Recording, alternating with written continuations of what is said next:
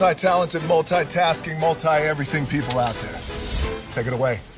Find your glory, write your story, fearless feet will carry you. Time you own it, take your moment, be a fire burning through. Hustling from night until morning, grinding it out, it won't be long. Feel your power, it's your hour, you inspire, you are strong. Enjoy your Zoa. No applause? You're all fired. Now that you've reached the stage in your life where quality television is important, Nubian TV is a black network that speaks to your lifestyle.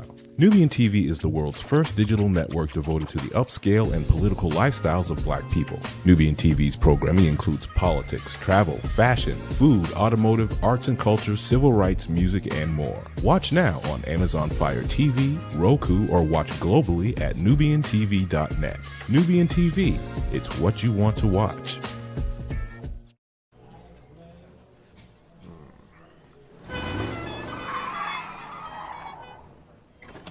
Come with me if you want to live a more delicious life. Oh, maybe we should get in the van. In this world, we don't get to control much. The past, male pattern baldness. Leggies. Got one right now. The urge to pop that bubble wrap.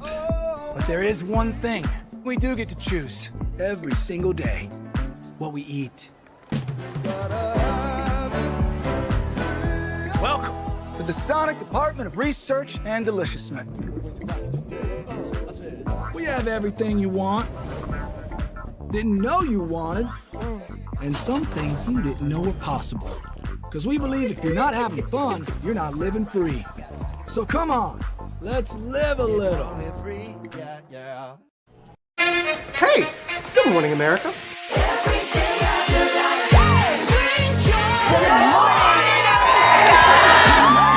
Good morning, America. Good morning, America. Good morning, America. Money! Are you ready? They are ready. Covering the biggest events in the country right now. There's a lot going on here. It's always a good time. That's what the show's about. That's good. Really good. Very good. Coming in hot, Jimmy, coming in hot. It's far from elementary. Good morning, America. I'm not going to try to strut like Michael or anything. I have known George a long, long time. Have you ever gotten him to dance? Look at that face. You don't just see it, you feel it. I'm in. I'm in. I'm in too. I'll be there. I am here and so happy. I'm in. I'm in too. I'm in. That tells you something when Snoop Dogg's in. Michael, George, where? Ginger.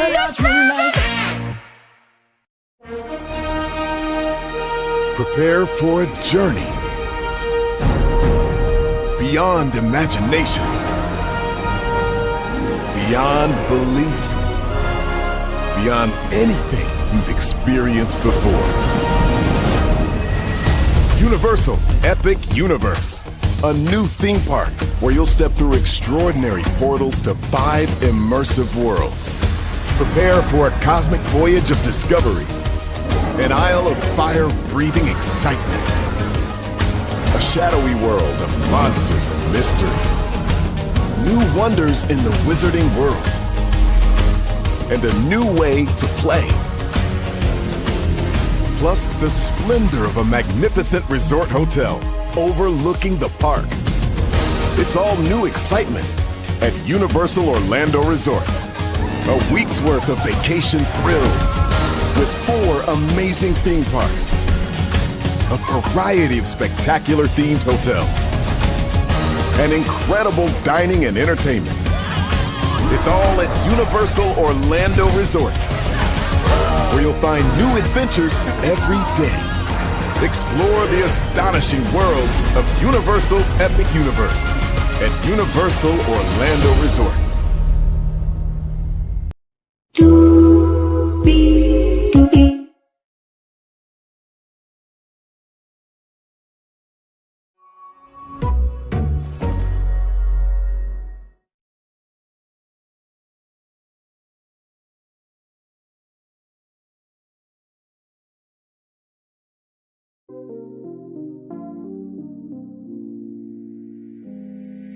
Well, hello to you,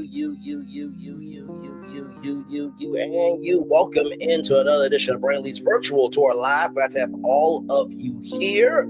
It is day 5 of the day trial. Cassie Ventura, part 4, plus Don Richard. Welcome in. Glad to have you here. Ooh, we got a lot to get into per usual. Of course, so let's make it do what it do and go on tour, because higher is weighing, low is available. But either way, we are live on tour. Let me take down this iconic intro here. You see the virtual tour background? Yes, you do. You hear that virtual tour music? Yes, you do. And then there is me. Hey, everybody, welcome in. Glad to have all of you here. By the way, tonight, I want you to be here for this conversation right here. Let me take down the banner so y'all can see what's going on. The state of Black media is changing. Are we being culturally appropriated for what we can do, or culturally appreciated for who we are? I want you to keep all these platforms in mind, because tonight we're going there. Okay, so if it's going to make you sensitive, you might want to just stay in the bushes. That's tonight at 8:30. But right from this space right here, right now, let's get to day 5 of the Diddy trial here. All right.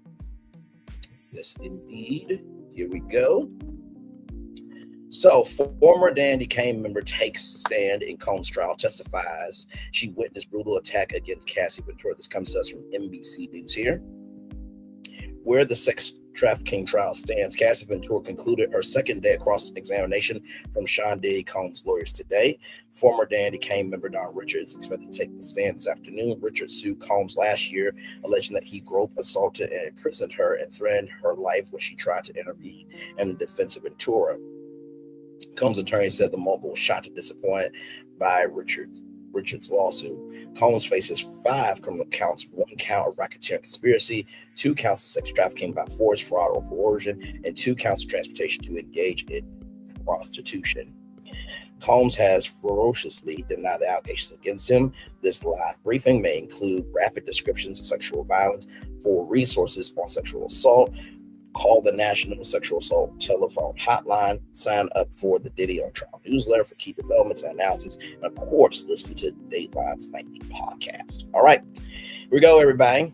Judge dismisses jurors and tell them to watch sports this weekend. Oh, my Lord Jesus. U.S. District Court Judge R.N. Surian sent jurors home for the weekend, thanking them for their role in preserving democracy and urging them to watch basketball and baseball. We know how hard it is for you, your families, for everyone. Surian told the panel, you are the bedrock for democracy. We'll keep working over the weekend. Watch the Mets, Yankees, Knicks. See you on Monday. The judge asked jurors to return to court at 8:30 a.m. on Monday morning. Okay. Former Bad Boy singer testified she saw Combs strike Ventura with a skillet full of eggs. Not a mud to the damn DEA move. My Lord Jesus. Y'all remember Diary of a Mad Black Woman when the skillet was used? My Lord Jesus. Don Richard, a former member of Dandy Kane, an all-girl group they created on MTV, Making the Band, testified she saw Sean Combs physically assault Cassie Ventura inside his Los Angeles home in 2009. He came downstairs asking where his phone was, and he threw her to the ground, alleged. Adding Combs struck Ventura with a skillet full of eggs. Richard, who was later part of a trio with Diddy called Dirty Money, says she was at the home recording music when the attack occurred. He attempted to kick her. She fell to the ground, went in the field position, literally trying to hide her head, Richard told the court.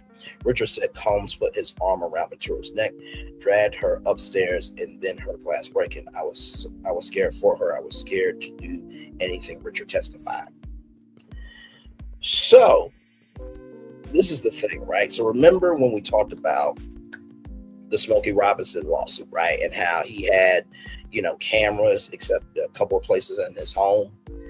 I don't think Diddy really understood that people's memories sometimes can be like elephants and they don't forget. Okay. All right there. So, cash, pills, and mood lighting found in Combs' hotel room. Lubricants, cash, pills, and mood lighting as arrested Combs a New York City hotel nearly 8 months ago, a federal agent said. Prosecutors had Homeland Security Investigation Special Agent Yasin Belinda detailed the items seized from Combs, who had been in room 2115 of the Park Hyatt Hotel on West 57th Street. Items taken by agents included plastic bags of Johnson & Johnson baby oil and Astroglide, and a bottle of the drug Klonopin, and $9,000 cash. The agent said they also found a lighting device that Belinda said I would describe it as potentially mood lighting. So for those of you who don't know, like Monster has these like LED light strips that you can have like a remote control. It changes colors and stuff. And speaking of, baby oil, y'all know I got to play the clip, right?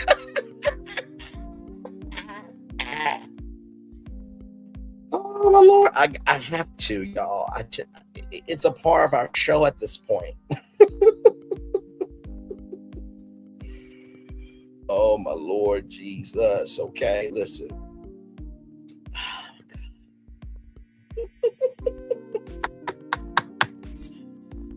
Oh my Lord. Okay, I think the clip is downloaded up here. Okay, give it a moment.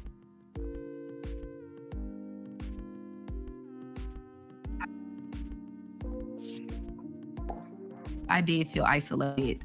I felt like giving up. I felt like giving up on life. I tried everything, and then I found Mochi. You're responding really well to the medication. I called my friend Nicole. So we've been on this journey together. I've lost over 100 pounds, and my entire life has changed. I can do so much more, and I'm ready for new adventures. Check out joinmochi.com. This is the type of indictment you would expect from someone in the mafia. I don't know that I can keep him off the stand. He is very eager to tell his story. They're going to show that video over and over and over about what happens to women that won't change their stories. His reputation is over. The United States government, they start making this case as a takedown of a successful black man. TMZ presents The Downfall of Diddy, The Indictment, now streaming on Tubi. They call them freak-offs. But, back when I was a kid in the late 70s, they were called threesomes. If these are genuinely threesomes, how do you explain 1,000 bottles of baby oil? I don't know where the number 1,000 came. The U.S. attorney said it. I can't imagine it's thousands. I mean, and I'm not really sure what the baby oil has to do with anything. They're essentially saying it's a lubricant for an orgy. I guess. I don't know what you need 1,000. One bottle of baby oil goes a long way.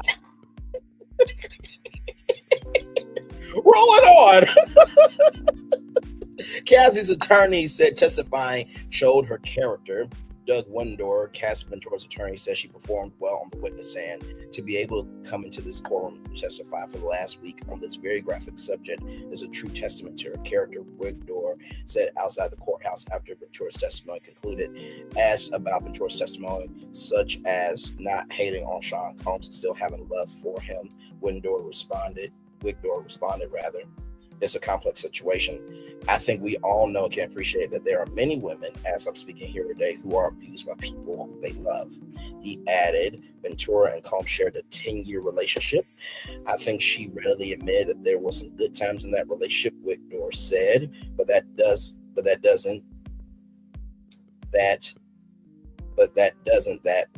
not permit someone to do the things that she testified to her and control her and subject her to the physical and mental abuse that she suffered.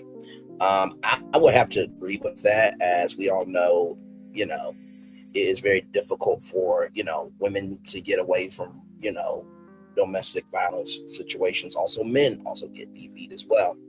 And that I'll never forget Dr. Phil's wife, Robin McGraw, has the Aspire initiative talking about DV, and there's the Aspire app. It looks like a go button. Oh, no, I'm sorry. It looks like a news app, right? So you press the news app, and it basically brings up news, all that stuff, and then there's like a hidden go button, and that sends out alerts to 3 or 5 of your contacts to let them know, hey, come get me, right? So what Doug Wendor said was very articulate. So for anybody saying, Cassie was wrong with this, that, and the third. So I saw something on LinkedIn that was so powerful. Someone said that people are dragging Cassie for staying and then they're dragging Haley Bailey for leaving. Somebody explained this to me, and I fully agree with that. So it's like damned if you do, damned if you don't. Former Dandy Kane member Don Richard to testify. Don Richard, former member of Dandy Kane, the girl group Combs assembled on the MTV reality competition, making the band set to testify. The government says Richard will testify that she observed violence against Cassie Ventura, saw Combs with pals and illicit drugs, and that Combs and his associates tried to silence her. Richard sued Combs last year, alleging that he groped, assaulted, and imprisoned her and threatened her life when she tried to intervene in defense of Ventura. Now, for those of you who don't know, there was a Vibe magazine cover that Diddy did not like the cover, and so he threatened the life of the Vibe editor-in-chief. Just want to put that out there in the timeline. All right. Cassie Ventura excused from the witness stand. R&B singer Cassie Ventura, the star witness for the prosecution in the federal trial against Sean Diddy Combs this week, has ended her dramatic and often emotional testimony. Is now gone from court. I don't like how that was reported by Adam Race and Deion J. Hampton. It seems dramatic, but that's her testimony. And of course, it's going to be emotional because there's pain there. So that was quite disrespectful from Adam Riss and Deion J. Hampton. And maybe they were saying it was dramatic and emotional for the context of the testimony, but still, that was out of line to me. U.S. District Court Judge Arnson wished Ventura well. Have a great weekend. The judge told the 8-month pregnant Ventura before the court entered recess. Ventura expects $10 million settlement from hotel over beating captured on video. The witness legal team is still negotiating a settlement with the hotel over the 2016 Los Angeles hotel assault, which was captured by security cameras. I do not know the exact number.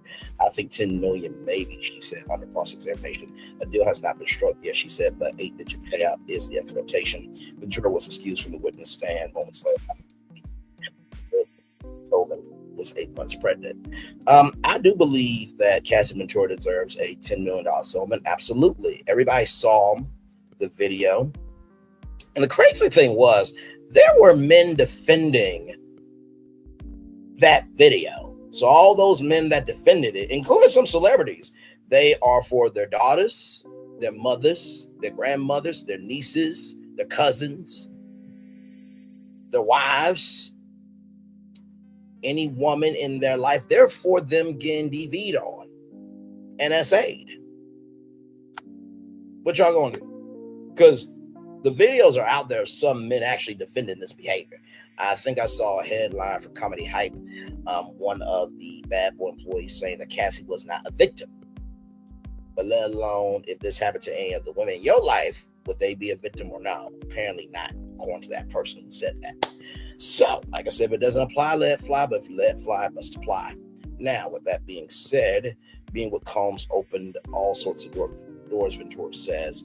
The defense had Ventura admit that there were all kinds of career benefits to being Combs' girlfriend. Ventura says she attended the Met Gala with Combs and got a lot of studio time through the rapper and met many influential entertainers such as Kid Cudi, Nicki Minaj, Lil Wayne, and Rick Ross. Combs' attorneys start cross-examination of Cassie Ventura. During its cross-examination of Cassie Ventura, the defense is trying to show that being with Combs gave Ventura entry into a world of celebrities and musicians that she otherwise would not have been able to obtain. His attorney, Anna Afeso, noted that Ventura went to the Met Gala, had unprecedented access to producers because of her relation with Combs.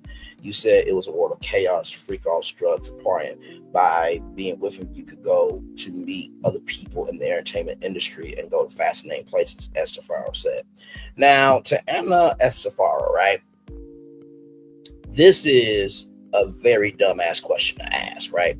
Because most people know that for all the good, there is bad. And for all the bad, there is good, right?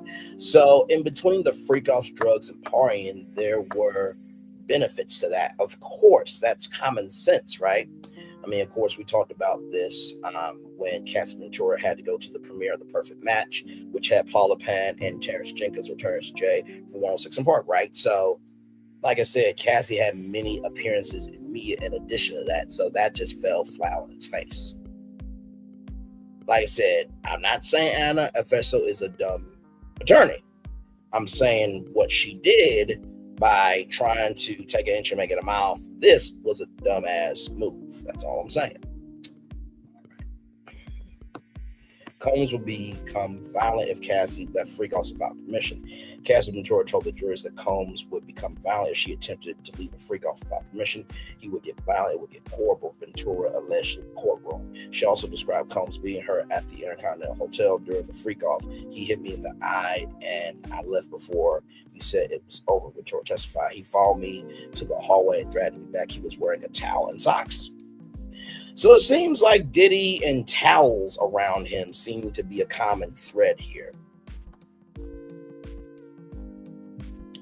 Ventura graped about Combs before having consensual intercourse with him. The witness testified that Combs raped her in August of 2018 before she had consensual intercourse with him a short time later. The prosecutor, Johnson, asked if she had any doubts that Combs sexually assaulted her nearly 7 years ago. The witness said no doubts. Johnson then asked Ventura if she had consensual intercourse with him just a few weeks later, and she replied yes. Ventura considered herself a sex worker for Combs. The government's key witness says she considered herself a sex worker from Combs at a dramatic, though officially stricken from the record moment of the trial. Ventura said that freak-offs with Combs became so frequent, it impacted her career as an aspiring singer and actor. I had a whole nother job, basically a sex worker, she told prosecutors in redirect testimony. The defense objected to that answer, and Judge Miriam told jurors to disregard Ventura's statement, though it was impossible to unhear. Any implication that Ventura was anything but a consenting girlfriend could boost the government's narrative that Combs allegedly ran a racketeering operation, used employees of his power to move victims across state lines to engage in sex and prostitution. Well, if we remember, everybody, this week, Cassie Ventura said that the freakouts were like another job. And also, too, we know that Cassie got told to go to prostitution websites like Cowboys for Angels, Backpage, which is no longer around, and Craigslist to go get these sex workers for these freak-offs. So, Diddy paid these people, right, these sex workers, to come to the freak-offs wherever they were. And guess what? Basically, he did what he did. He brought these people to engage in sex and prostitution, which is legal in Nevada, but not legal everywhere else. And the defense did not like that because the energy of her testimony diminished their case, you see. My Lord. Prosecutors began second round of questions for Cassie. After a day and a half of being questioned by Combs' attorneys, the government just began its second round questions for the key witness. Right off the bat, prosecutors appeared to be attempting to counter how the defense painted Ventura as a willing participant in Combs' freak-offs and consent in their relationship. I think that meant to be consent, not content. And content in their relationship, my bad, and content in the relationship. Ventura testified while there were times when Combs was kind of loving, those periods didn't last. I was opened up to a world of chaos in his lifestyle, and I wanted approval. She added, it was a whole other world. I didn't know or understand at the time. It was a lot. Combs called Cassie the greatest woman in the world in 2019 email exchange. Sean Combs congratulated Cassie Ventura on her pregnancy and described her as the greatest woman in the world during 2019 email exchange. You will make a beautiful mother. God bless, Combs wrote before, wishing her a blessed day. His defense attorney told the court as they concluded their cross-examination, Ventura thanked Combs. She told him that she missed him and hoped that he was taking care of himself. It means a lot. It means more than you know. Please know I'm always here if you need me. Combs wrote to Ventura, I pray for the day we can sit down. I can let you know all the things I'm reflecting on. I thank God for the time we had together. Combs said Ventura was the greatest woman in the world. Ventura responded, I don't hate you. I never have. So with this email exchange, I can see where the defense is going, right? Or could go, rather. You say that he did this, that, and the third, but you also said, I don't hate you, I never have. Feelings can change over time, right? And just because you are at peace with that person doesn't mean you have to engage with them, right? So I think that was the context there, from my point of view, at least in my opinion. Cross-examination of Ventura is over. Combs' defense finished its cross-examination of Ventura, bringing her a step closer to leaving court. She is now subject to redirect examination by prosecutors and then another possible round of questions by the defense. But it's fair to say she's closing in on the end of her testimony. Rather, the defense ended its questioning of Ventura, asking her to read a text message exchange route she had with Combs in September of 2012. Combs asked if she wanted to engage in one last freak off. Ventura responded that she didn't want to freak off for the last time. I want it to be the first time for the rest of our lives. Back after lunch with hosts to finish up with Ventura, court is back in session, and Combs' defense has been told it has 3 hours to wrap up its cross-examination of Ventura. Prosecution would then have another chance to question Ventura as the judge seeks to cut her loose. By day's end, we're almost finished. Defense lawyer Estefano told Ventura, "Thank you," the witness said. Court in recess for lunch break. U.S. District Court Judge Aaron Surian declared a recess for the lunch hour and set a restart for 1:10 p.m. Eastern Standard Time. Ventura will remain on the witness stand as the judge hopes to cut her loose by the end of the day. Cassie said she had consensual intercourse with Combs after she said he raped her. Cassie Ventura said she had consensual sex with Combs shortly after he raped her. The consensual encounter occurred during September, she said, while she was dating her soon-to-be husband, Alex Fine. Ventura said she FaceTimed Fine sometime during that evening. After the encounter, Ventura testified that she texted Combs. She had a great time. Ventura added that after she told Fine that Combs raped her, Fine punched a hole in the wall. Combs heavily involved in cross-examination with Ventura. Sean Combs has been very involved with the cross-examination of Cassie Ventura. He is leaning in to read the transcript on the monitor, passing notes down the line to be handed to his defense team, specifically to Anna Estefano, and whispering with attorney Mark Felio. Cassie says Combs raped her after dinner. Cassie Ventura said Combs invited her to Burning Man in 2018 after they had broken up. So I just happened to be watching one day, right? Vogue 73 Questions. It's a really good digital series that Vogue has been doing for a while now. And in one of the questions, the interviewer asked Diddy, what are some of the biggest parties that you've ever done? And one of them, so I think it was that question, but he said a party at Burning Man at an undisclosed location, right? So, just wanted to add that to the timeline.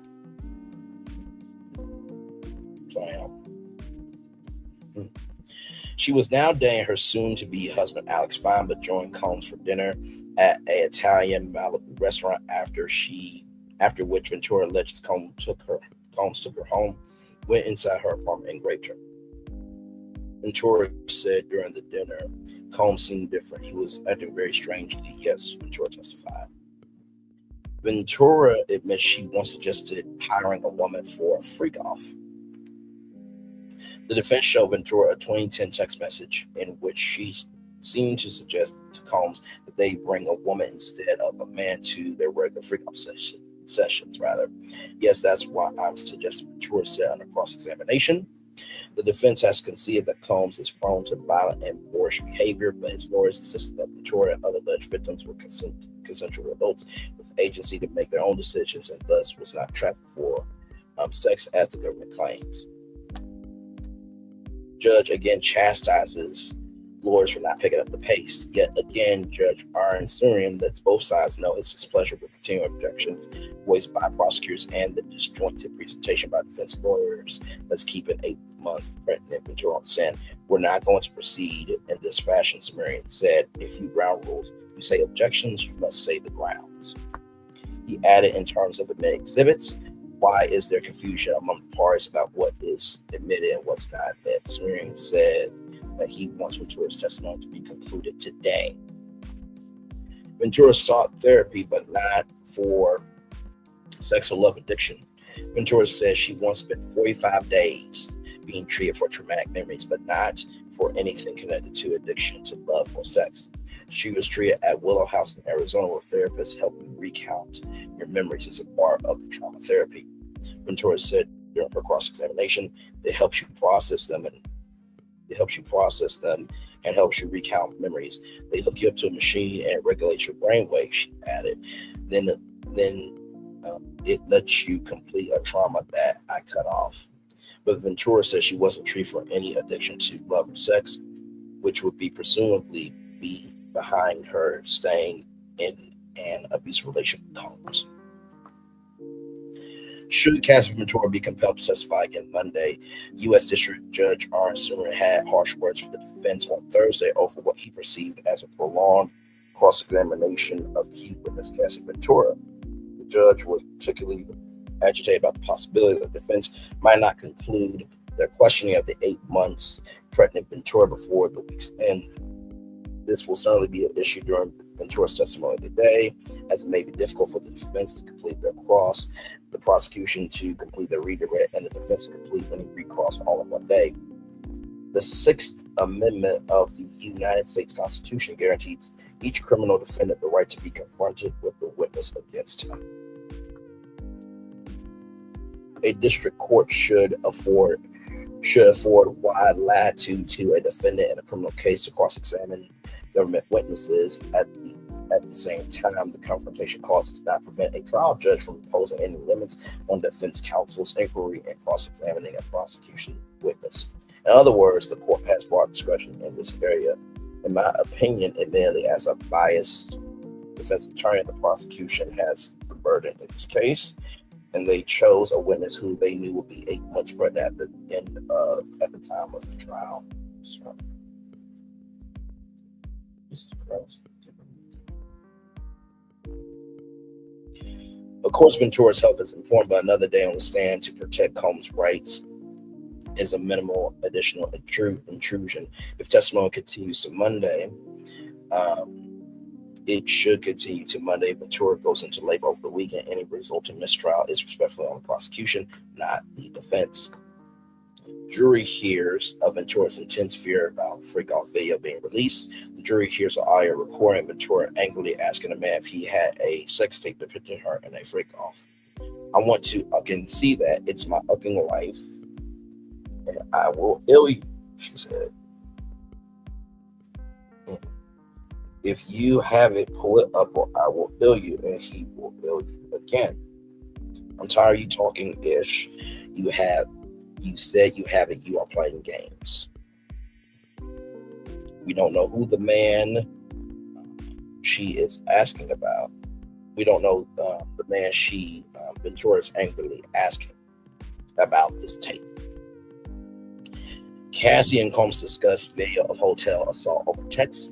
Cassie Ventura says she learned that there was a recording of her from the Intercontinental Hotel in Los Angeles, where Combs physically assaulted her while she was in Sedona, Arizona, coming down from illicit drugs. Combs' attorney know that Ventura was concerned that the video might have been from a freak-off. He added that Combs was was encouraging you to get to the bottom of it with one of the security staffers who was with Ventura in Arizona. This is crazy. Don't let him out of your sight. Combs texted Ventura. Ventura acknowledged that she texted Combs back that she didn't see why it was so crazy. An angry Combs swiped phones and other possessions, what it said. Well, this backfired because the government got access to all the devices. So, congratulations, you played yourself. Combs' anger often led Ventura to lose access to her car and phone, the witness said. If Combs exhibited this kind of behavior when he was jealous, Ventura said it could be any number of things that could trigger her boyfriend's ire. He would take her cell phone when he was angry about something. He took my phone, my car, my watch when he was angry, Ventura later added. Ventura tells Combs she's no rag doll to be knocked around. Days after she was being up in a Los Angeles hotel by Combs, Ventura told the rapper that she wouldn't stand for being treated like a rag doll. The witness read a March 9th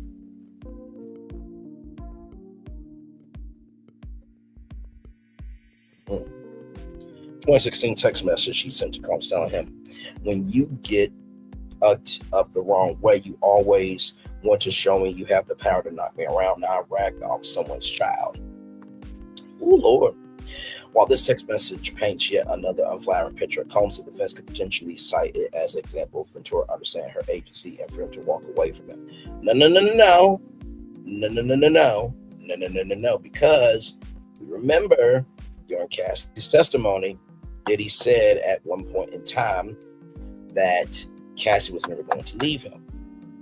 So poked a huge hole in what the defense could have potentially cited. Prosecutors opposed showing video of Combs thanking God in rehab. The government opposed the introduction of video showing Combs strolling through a natural setting, speaking of his faith, out here going for a hike this morning, nature and God. Combs shows the camera in footage that defense lawyer said was sent to Ventura while he was in rehab a month after the 2016 Los Angeles hotel assault. Want to wish you a great, beautiful day. My thing today is to approach everything with grace and calmness and love and God in my heart. I want you to know I'm growing. I want you to grow with me. I love you. Assistant U.S. Attorney Emily Johnson objected to the video. It should be kept from jury and goes into notification. The judge will allow Ventura to view it and answer questions, but jurors rather will not see it. Judge wants everyone to get on with it. Lawyers blame each other.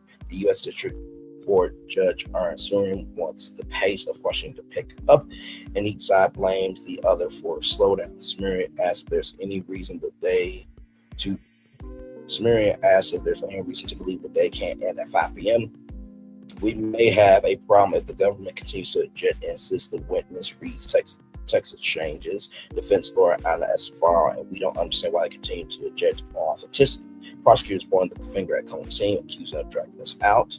The government respectfully submits in this letter, rather requesting that the government exercise its discretion to limit the defendant's cross-examination of Ms. Ventura, if necessary, to ensure that her examination concludes by the end of the trial date today, according to a letter from prosecutors. Don Richard expected to be next witness for government. Don Richard, former member of the girl group Danny Kane, is expected to take the witness stand today once lawyers finish questioning Cassie Ventura. Prosecutor Norman Coleman said Richard last year filed a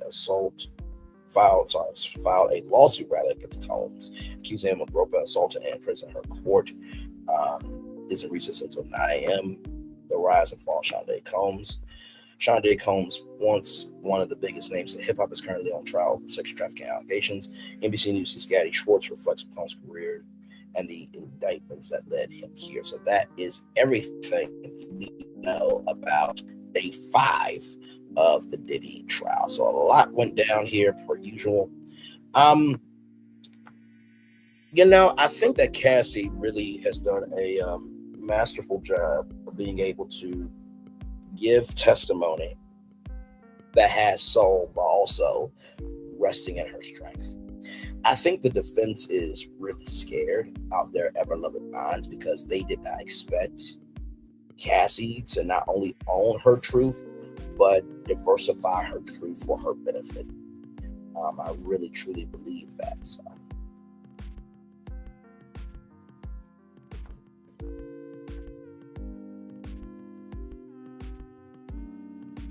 Now, y'all, trigger warning here, okay? Just gonna do this real quick, and then we're going to go to commercial break, okay? From TMZ, hey, listen, okay? Diddy sued, raped me with Tootsie Roll size cream stick, okay? Child, you cannot make this stuff up. You just...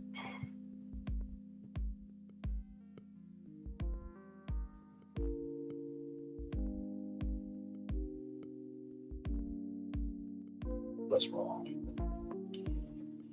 Diddy raped a woman at his Manhattan apartment, but the woman said she actually, but the woman said she was actually relieved right when he whipped out his cream stick because she knew it wouldn't hurt that much due to a lack of length and girth, at least according to a new lawsuit.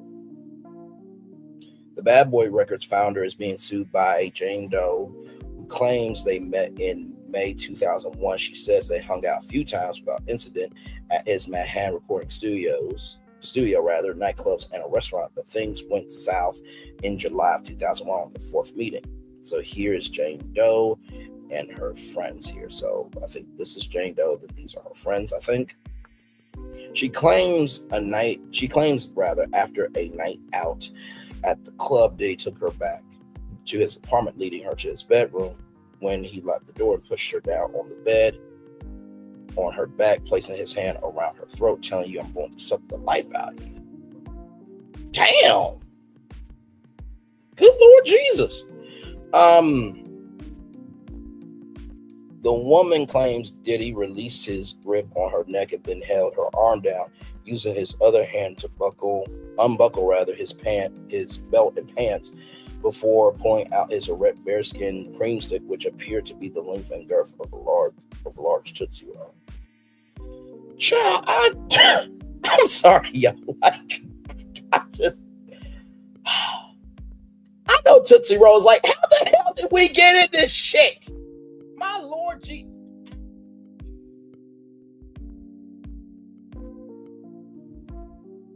No Tootsie Roll is losing their rabbit ass minds. Like, you know what? All we're known for is the owl and how many licks does it take to get to the center of a Tootsie Pop. Okay? I cannot do this shit. Just know I'm laughing at the Tootsie Roll part of this story, okay? Good Lord Jesus. I can't. In her suit, she recalls feeling relieved by the size of Diddy's cream stick, claiming she knew it wouldn't hurt as much when he raped her due to a lack of length and girth, saying she thought his cream stick was an itty bitty Diddy. Really? The woman claims she screamed for Diddy to get off of her and stop, and told him she didn't want to have intercourse, but she says he overpowered her and did not stop penetrating until he was close to climax. She claims he pulled out and relieved himself on her body. Then she says he backed away from her and she slid off the bed, went to the bathroom to wipe his icing off of her. The woman claims she exited the bathroom. Diddy was naked on the bed. She ran for the door and unlocked it. She says the bodyguard was standing outside the room. She asked where the exit was and he gestured downstairs. She said she left the place and Diddy stabbed, drove her and her friend home.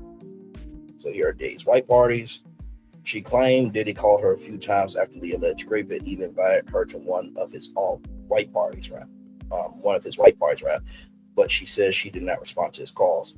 Since the alleged rape, the woman claims she found it hard to be vulnerable and alone with men and has withdrawn and become a shell of her former self. She also claims she needs psychotherapy to comfort and address the trauma and move on. She says she suffered physical, emotional abuse, trauma, injury, and psychological damage as a result of Diddy's actions. The woman is going after Diddy for damages. We reached out to Diddy's legal team so far. No word back. And you can catch TMZ United States versus Sean Combs Inside the Diddy trial on Tubi for free.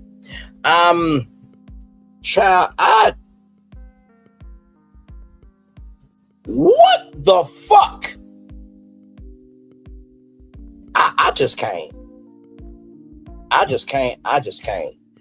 First of all, now for all the alpha males, right? The men that take red pills, right? Saying, well, why don't we hear about the women doing all this stuff? Because to me, this is my opinion. I believe that the women have a connective mental tissue of understanding. With great power comes great responsibility, in the words of Uncle Ben. The reason why we've heard about these men is because of the vitality and the veracity of the energy of which they have moved. Okay, that's my opinion. Y'all want to take a commercial break, child? When we come back, I got a video from ABC News. Y'all remember that one of the women that's going to testify in this case had a relationship with Diddy, but she was single, right? And I was trying to find that article, about ABs with this person, I found the article. I'm going to read that live. And then, of course, there is an article from The Root and talking about how Black America is feeling about this whole trial. Y'all, we got a lot more to come. We are live on tour. Like, comment, share, subscribe. We'll be back. Wrap this. I can't roll it.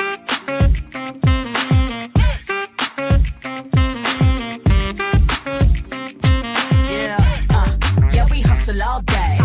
Yeah, we're working, let me play. You know me, work real hard, now we're ready, let's play. Ay, hustle up, yeah. Ready, set, let's go, yeah. Hustle up, yeah. Ready, set, let's go. Turn it up, turn it up, turn it up, turn it up a little louder. Now get low, come on, yeah, drop it to the floor. Turn it up, turn it up, turn it up, turn it up a little louder.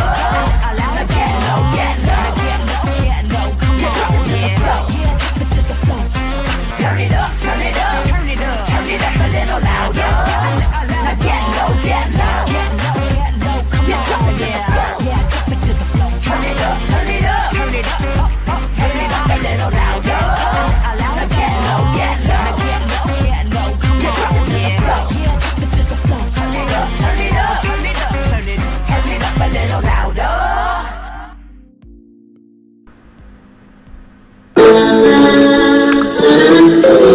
Sweet morning dew, one look at you, and it was plain to see you were my destiny. God, you are found. I come from nothing. Our son is your son. Welcome to the celebration.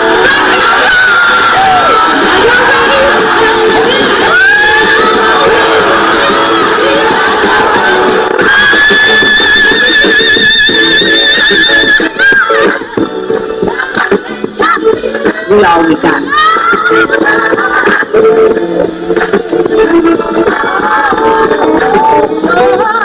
I'll see that. Don't you leave here today with happiness. I want you to leave here with shame.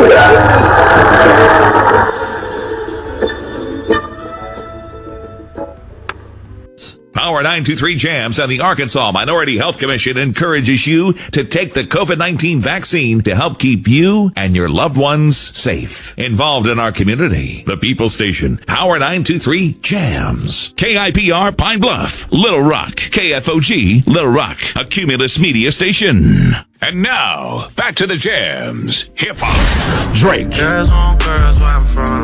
Yeah, well, girls want girls everywhere. R&B. J. Howell. Just cause I love you and you love me. And now, bumping back-to-back continuous music with another fresh new jam. Heard here first on the People Station, Power 923 Jams. Power 9. There's really no secret about our approach. We keep moving forward, with the hope that it will be a source of joy and inspiration to all the world.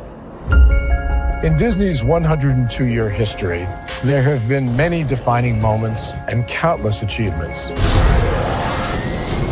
Today, we celebrate another thrilling moment, the creation of a spectacular new Disney theme park resort coming to Abu Dhabi.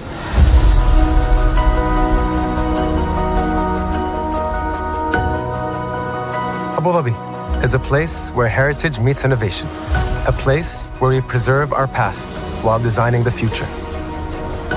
Bringing a Disney theme park resort to Yas Island, Abu Dhabi marks a historic milestone in our journey as a global family destination.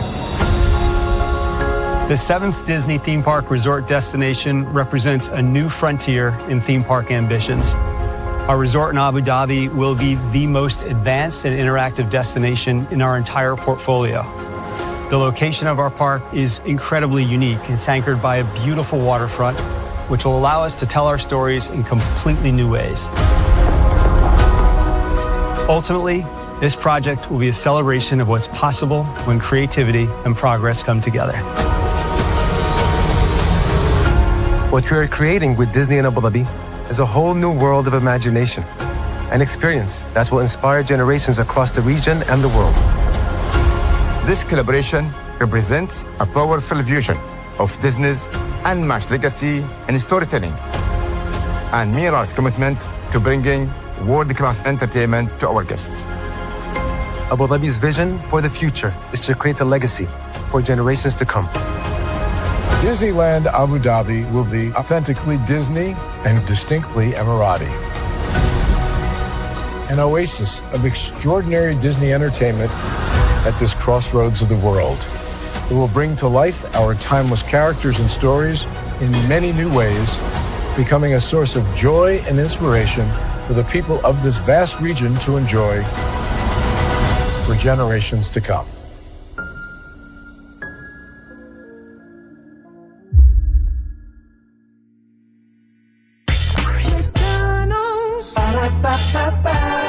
I'm loving it.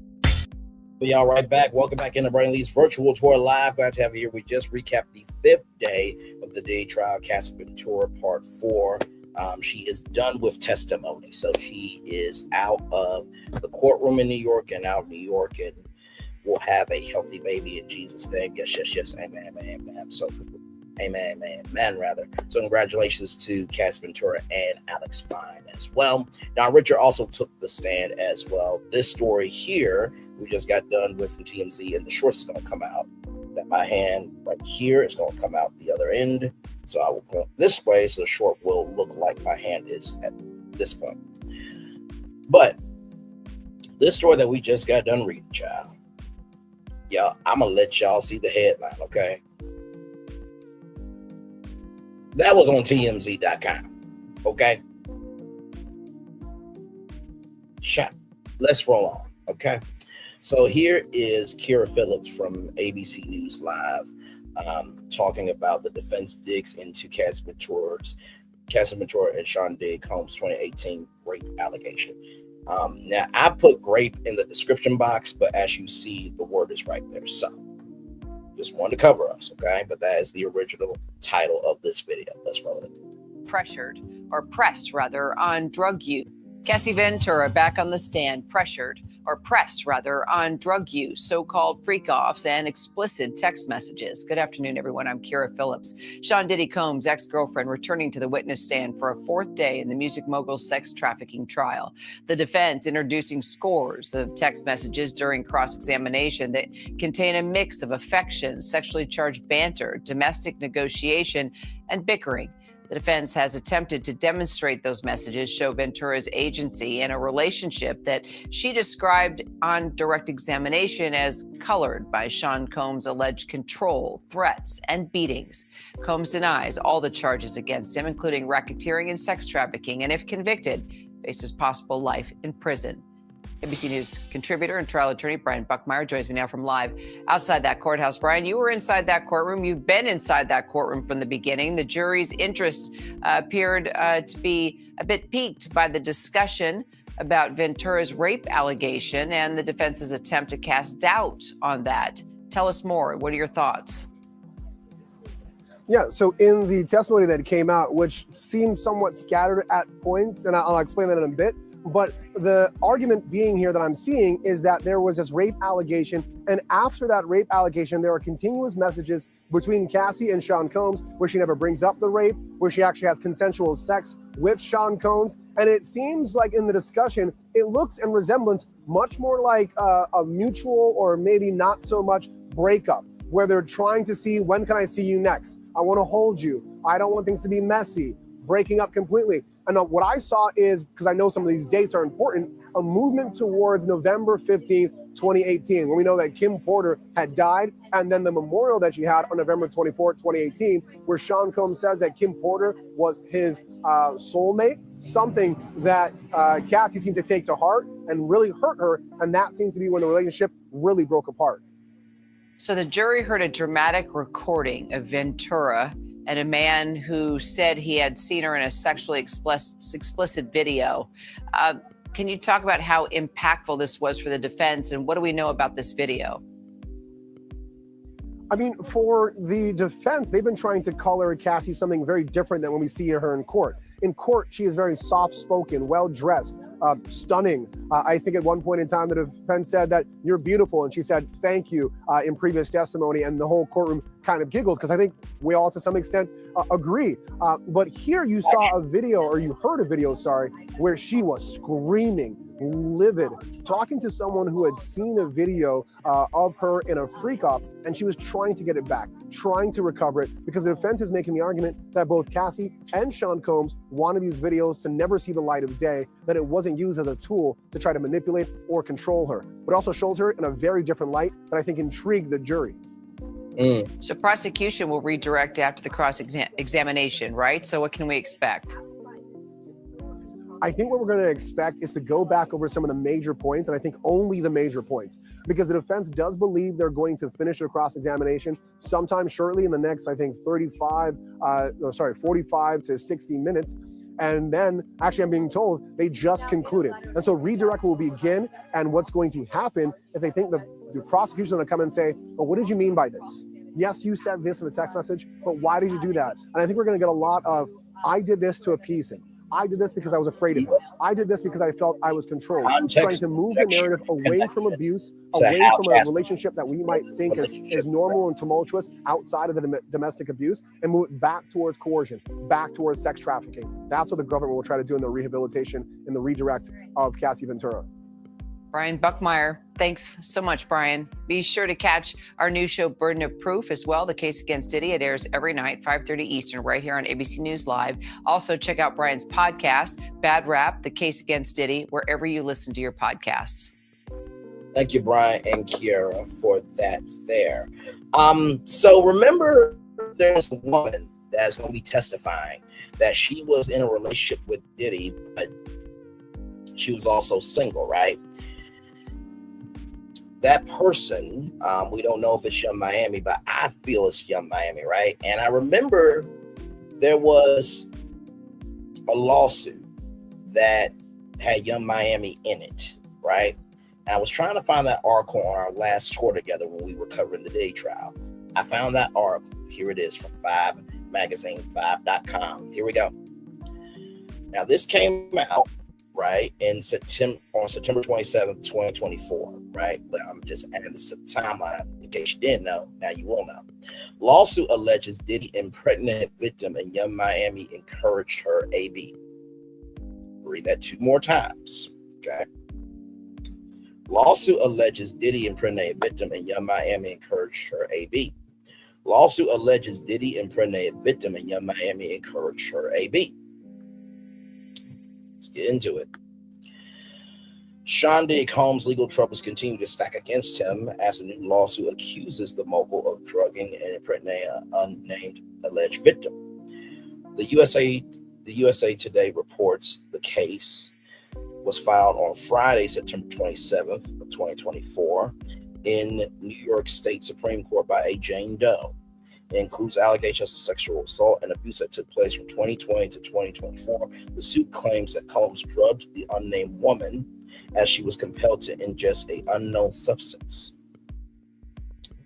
We know that there was illicit drugs taken at these freak-offs, so I'm assuming that one of those drugs was the unknown substance, which caused her to black out. She then was allegedly forced to have oral intercourse without her consent and was impregnated. The suit also mentions Young Miami. It's right here. The former City Girls rapper and Diddy's girlfriend at the time, harassed by Jane Doe, repeatedly calling her and telling her to have an AB. Combs and his staff also allegedly recorded their sexual encounters without consent. We have heard that in the testimony here this week, which caused the victim to fear for her safety and experience anxiety and depression. Some events accounted for in the suit even include instances that took place this past July, which was after the Bad Boy founders' homes were raided by Homeland Security, one in Miami on the East Coast and one in California on the West Coast.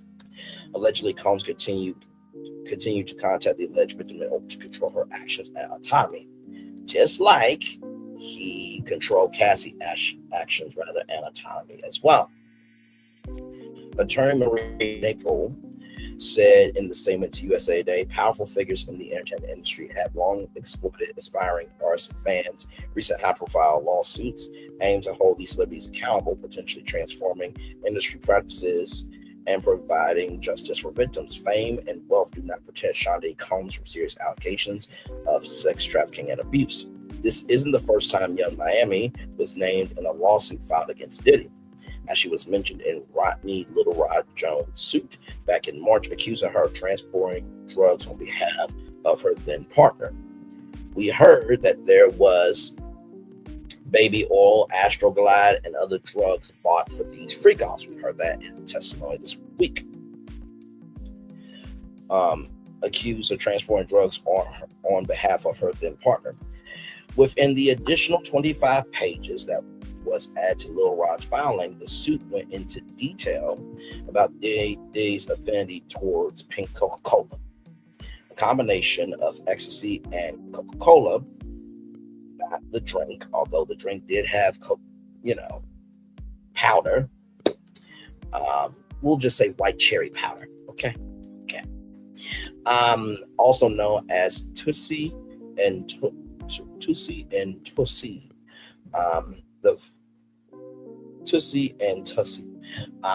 The filing says Diddy was obtaining the drugs by his accused drug mule Brendan Paul, who was recently arrested, but wound up getting them from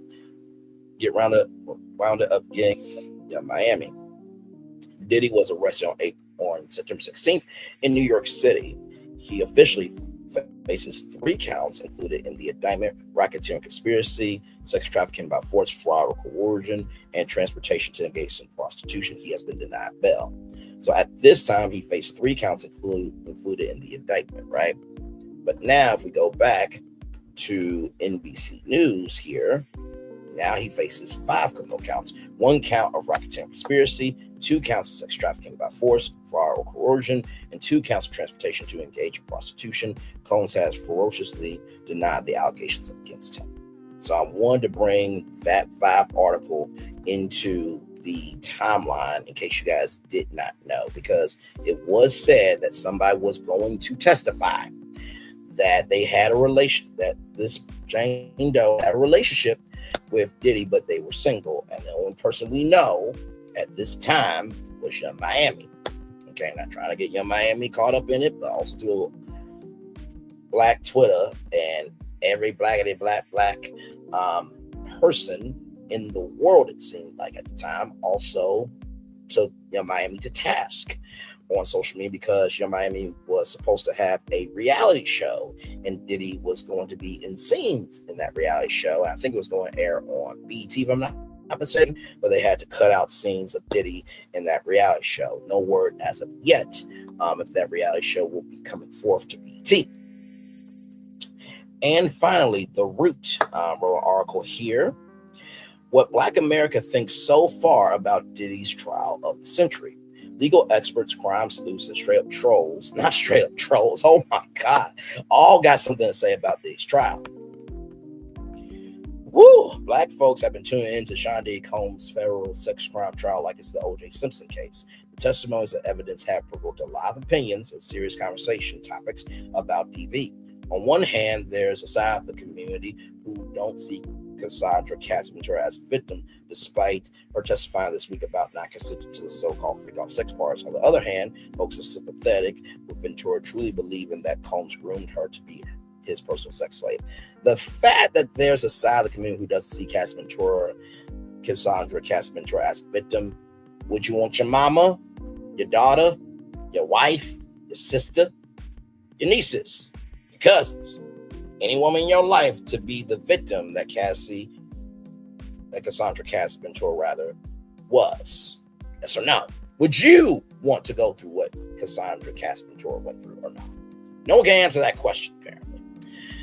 If it doesn't apply, let it fly, but if you let it fly, it must apply, okay? Then there's the legal sleuths who don't necessarily believe Combs is innocent, but also don't think the prosecution is making a case that proves him guilty of sex trafficking and racketeering conspiracy. a larger scope, there has been a debate over the black men defending Combs and the issue of silence on DV survivors in the black community. Y'all, it's really getting deeper. I would check out these examples of what folks are chatting about regarding Diddy's, federal sex crime trial. So here we go. So this is TikTok here. From Lauren LaRosa, of course.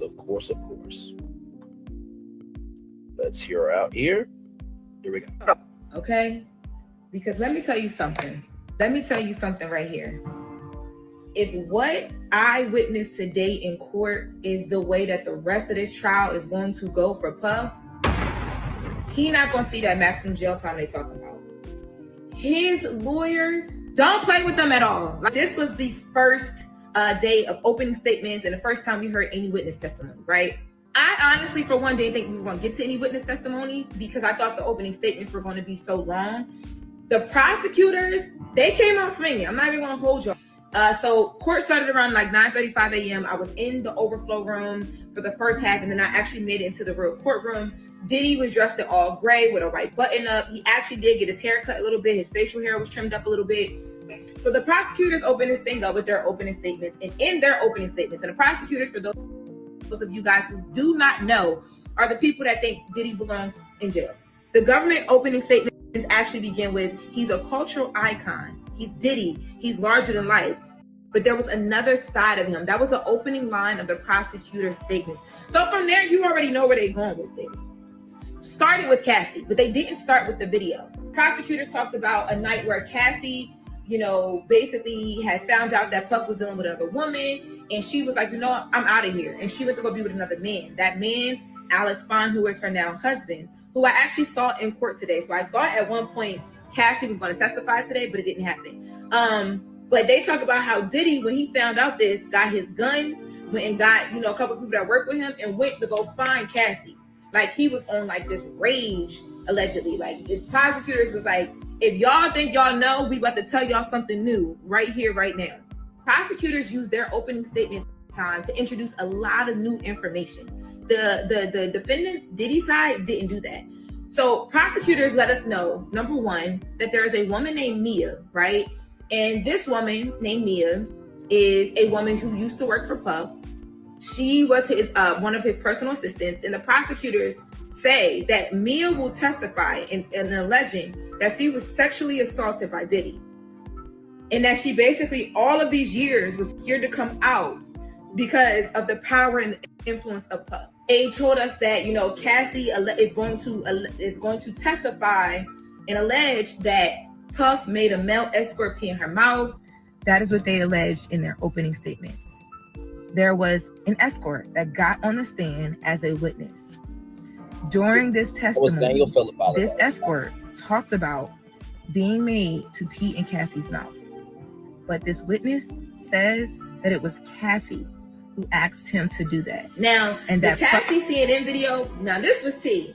And this is why I'm saying Puff's attorneys ain't nothing to be fooled with, okay? Because let me tell y'all. So the CNN video from 2016, this video, I think people keep bringing into question. And for me, I knew that even though they were saying like they were trying to figure out how they were going to use it in the beginning of all this, right? We had that conversation. I knew that they were going to have to be very strategic about how they used it. They as the prosecutors, because he's not being charged with domestic violence. So the prosecutors brought that in by bringing a witness. The witness was a man who was a security guard at the Intercontinental. The security guard, when he's being questioned by the prosecutors, they established like, oh, he was a former LAPD officer, or he's an LAPD officer now. He was a former head of security. And they're doing all of this because, when you're head of security working at a high level place like the Intercontinental, there are certain things that you got to abide by very strictly. Now that you're an LAPD officer, you take an oath to protect and serve. They're trying to establish his integrity. Now, this security guard from the Intercontinental, right? He was like an assistant director or something like that. Like, so he was like leadership. He wasn't the boss, but he was leadership, right? So he still reported to somebody, but he was leadership, right? So This man, they do a lot of questioning. He goes down the recounting what he remembers from the video. He alleges when he's talking to prosecutors that, when he was called upstairs, he hadn't viewed the video first, so he didn't know that they were actually physically fighting. But when he got up there, Cassie had a purple eye. He says that, he had told them that they had to go back in the room just because he didn't see it himself. Cassie was saying that she wanted to leave, and Puff was saying that she couldn't leave, allegedly. And he was like, no, she's going to leave if she wants to leave, right? He also alleged that when he walked them back to their room that they were staying in, that he saw another man in the room sitting on the bed. Now, that's important because, remember, Cassie is alleging that video was her trying to get away from one of the freak-offs. The defense is alleging, no, there was no freak-off happening. Y'all got into it over a phone, and this was a toxic response from both sides that we saw on that video. So I wanted to pause it there because, as you can see, there's 22 slides here. So I want to get everybody in here. Right here, Boosie Bass says, if anything, this should be a DV case, not a sex trafficking case. She enjoyed the wild sex parties and the extravagant gifts on the back end. All these years of sex parties, you mean to tell me she didn't enjoy it? I'm convinced she enjoyed it. I'm pretty sure she did. This is coming from the person who disrespected his daughter. Next. Next.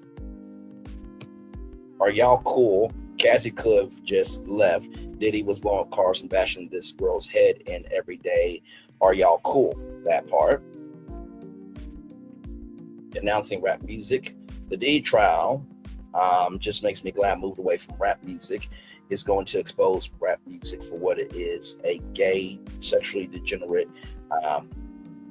psyop. Take Jason Whitlock with a grain of salt, everybody. Moving on. 96-hour freak off. Yeah, you see that 96-hour freak off, allegedly. Hang on. Our freak off? Folks, you're lucky enough if you get 15 good minutes out of me. This brother P. Diddy is on a whole nother level of sadistic. They need to put that nigga on an Ocean Gate submarine, send him down to the Mariana Trench, and let nature do its best work. Because what the hell? He brought up Ocean Gate. Casey was saying that what? He would allow the men to urinate on her to the point where she would start choking. You know how much you would have to urinate on somebody for that to happen? I mean, what world was this man living in? I have 3 sisters, and I could only imagine if any one of them called me and told me that some man was doing that. The way I would morph into Heath Ledger's Joker, come on, would be unreal. That part. The lights would go out in the city and explosions would ensue. Yep. Because what in the actual... Let me repeat that one more time. 96-hour freak off? Shout out to Joshua Alfonsi, this brother right here.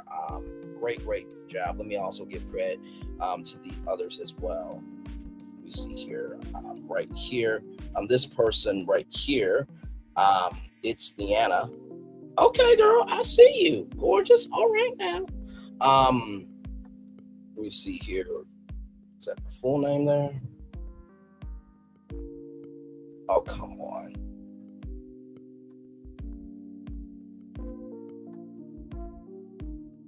Right, let me see if we can.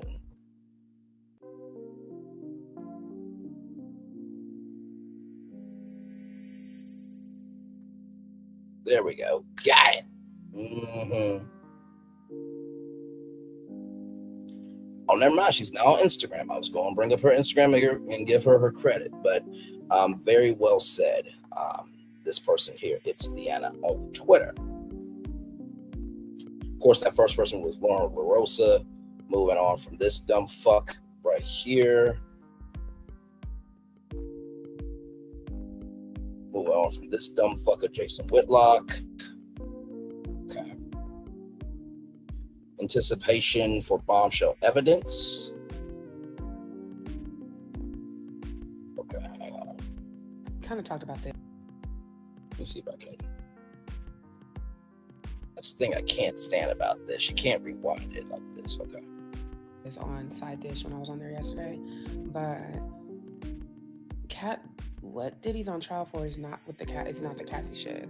And what we were talking about on Side Dish is how they have her on the stand to paint a picture of a pattern, right? Because Cassie's case is completely separate from the case that's going on right now. These are two separate Machiavelli. things. They brought her in to paint a picture and show a pattern of behavior to the jury that's not favorable.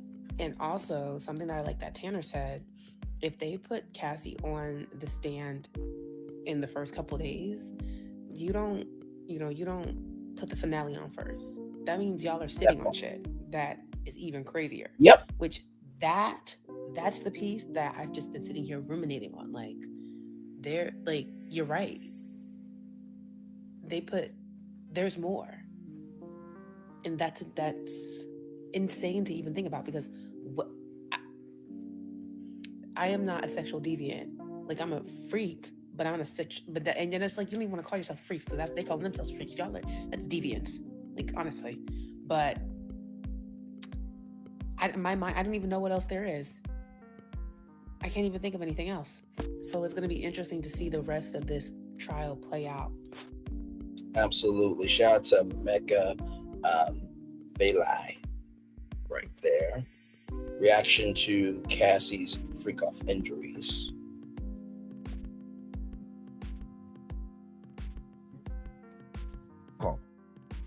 This is where it got crazy.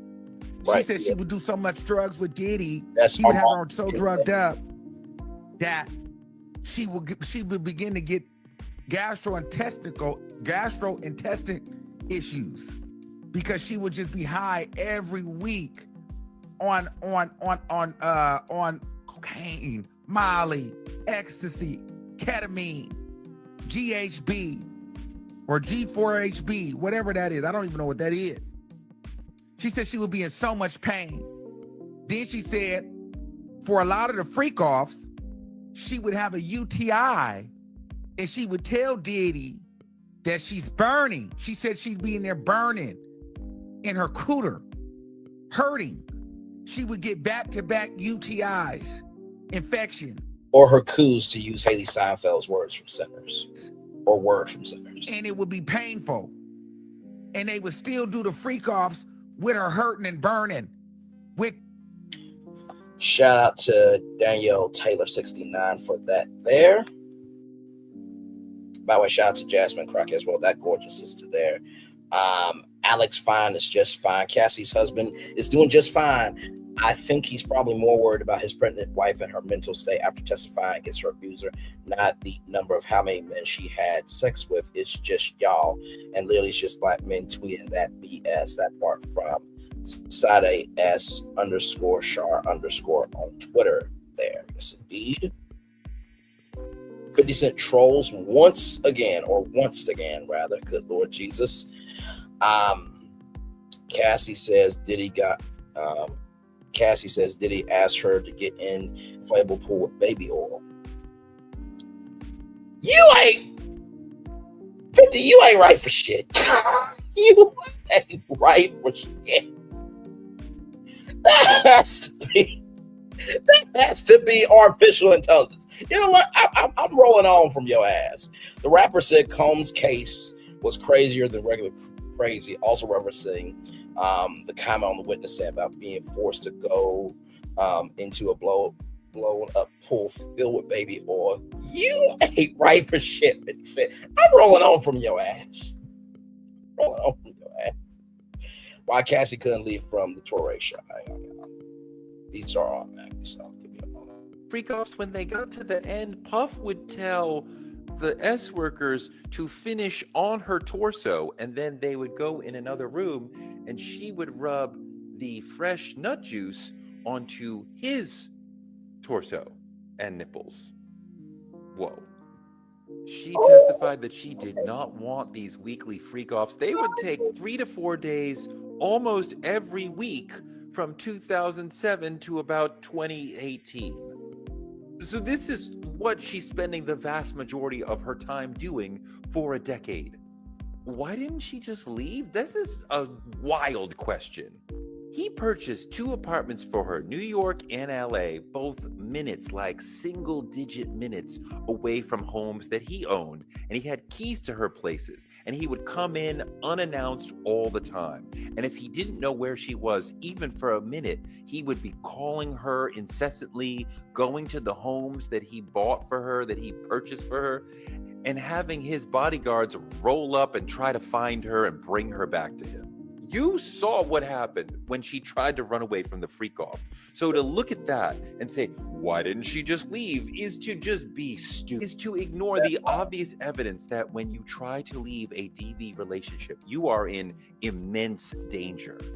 DV survivors are at their most vulnerable when they try to leave. That's the stage of the relationship where a lot of people get unalived. So why didn't she just leave is not a good question.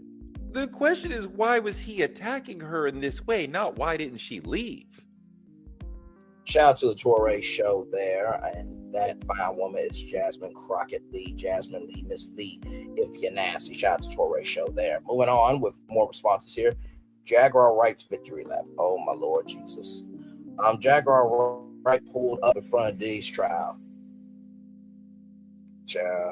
I guess anything to remain relevant. Let's hear it out. That happened in the R. Kelly case. Because if that had been properly addressed, this would have been addressed back then. These people have been working together, all in cahoots for all of this time. And it needs to all be addressed. I'm glad it's not just me anymore. I'm glad it's someone else. I'm glad there are other people who need to be heard. I'll be sure. I'm glad they're hearing him. Cassie, I'm glad they're hearing her. Kim Porter, through, I'll be sure. I'm glad. Natanya Rubin, I'm glad. All of these things. So yeah, it's mixed emotions, but I just know when you pray for something and God answers it, you should be happy. I just got a DM from, God DM. Braylon, don't worry about her. I know she's a nymph from the devil. She's just trying to do anything she can because I gave her no power. That's the devil's child. That was from God DM just now on my phone. The fact that the government did not use Jaguar Wright should tell you a lot. Moving on. Shout out to Bucci is the name there. Yes, indeed. They're the Godly View. Christian Kirchi. What the heck?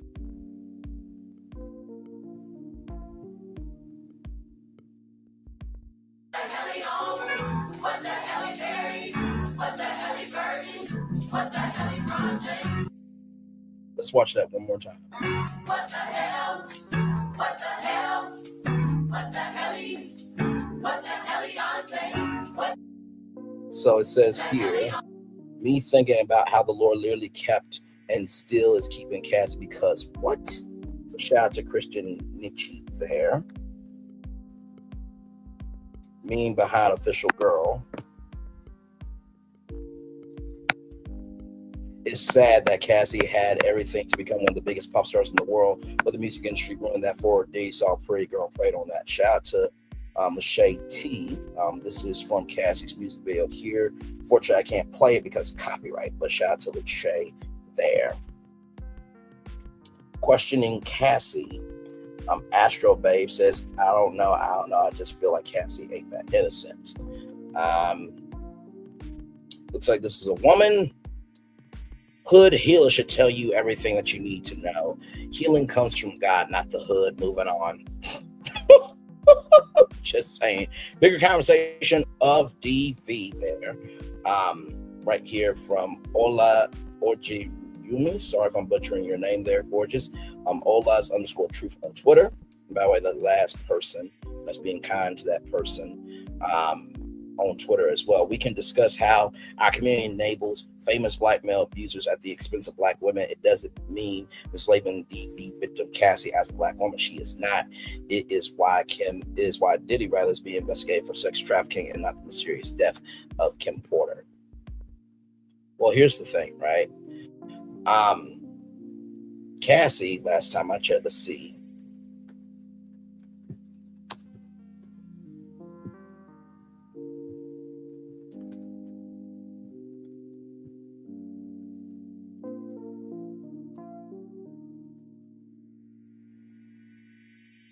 So right here, let's get this straight. Okay, we're about context, conjecture, and connection over here. Cassandra Elizabeth Ventura was born August 26th, 1986 in New London, Connecticut. Her mother is of African American, Mexican, and West Indian descent, and her father is Filipino. So she is a black woman. Moving on. Moving on. Okay. Oh, by the way, let's go back. So here's the thing, right? Regardless of the color, it's the crime that matters. So hopefully this woman here, Ola Yumi, will never have to go through a fifth court or half of what Cassie Ventura has went through. Neither hopefully her wife, if she has one, her daughter, if she has one, grandmother, niece, cousins, anybody in her life that's a homegirl will have to go through fifth court or half of what Cassie went through. Regardless of color, this shit should not have happened. So that's to Ola Yumi. Child, keep that same energy. If it gets back to you, karma does express delivery, same day delivery. Capital A abuser. No Diddy got bigger issues. This is from Conscience Lee on Twitter, but this was from his TikTok. Let's watch.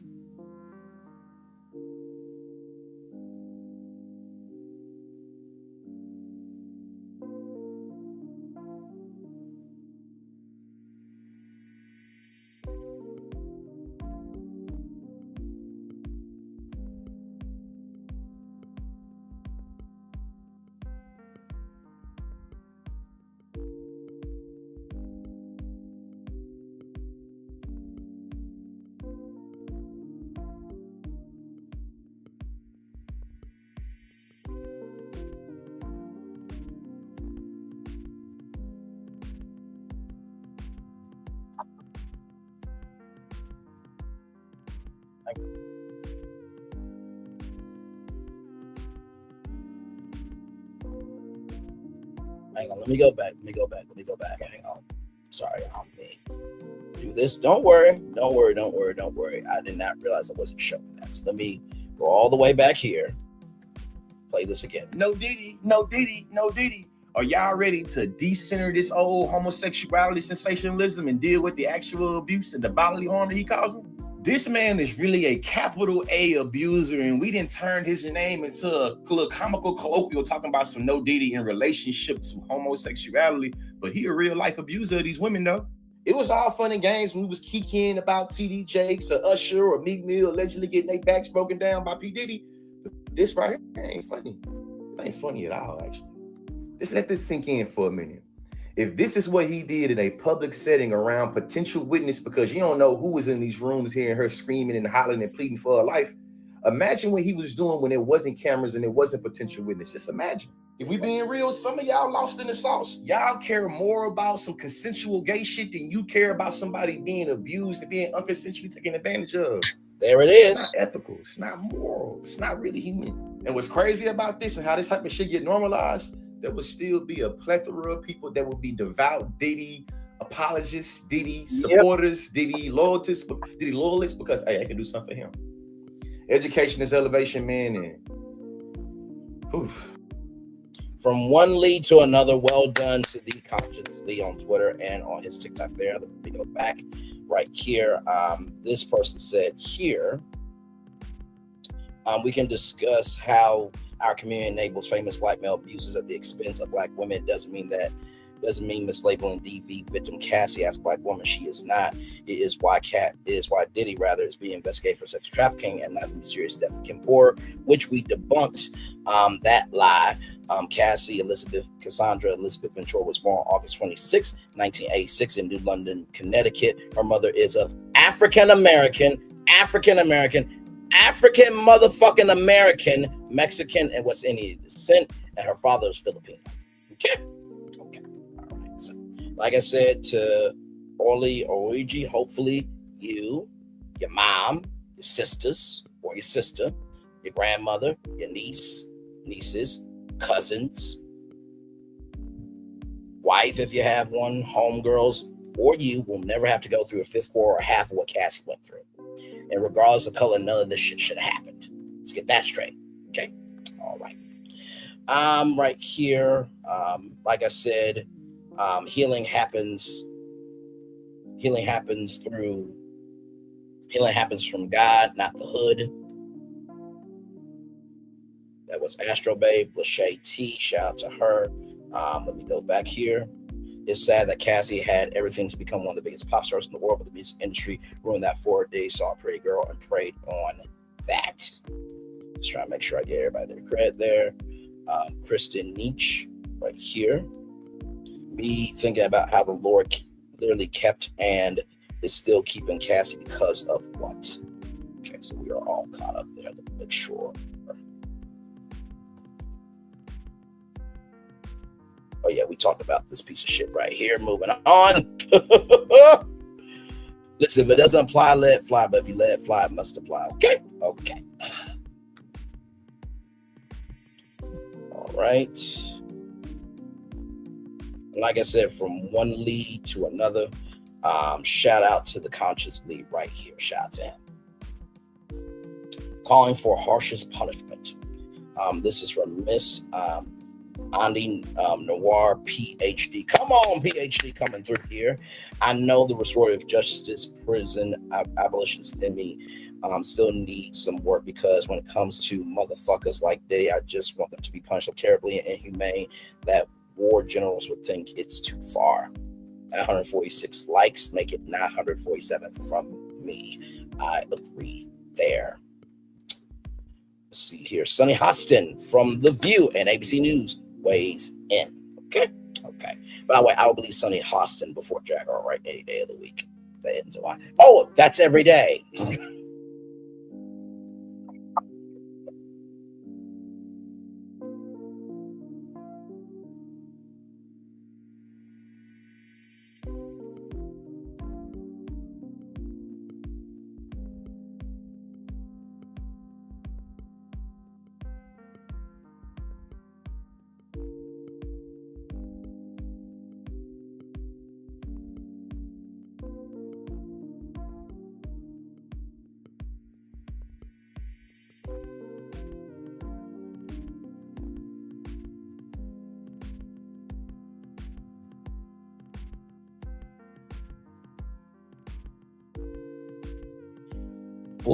Fully agree. One more time.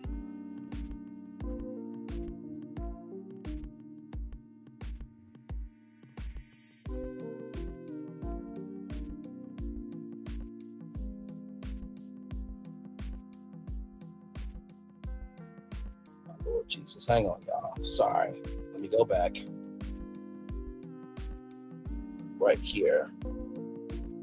Sorry, y'all.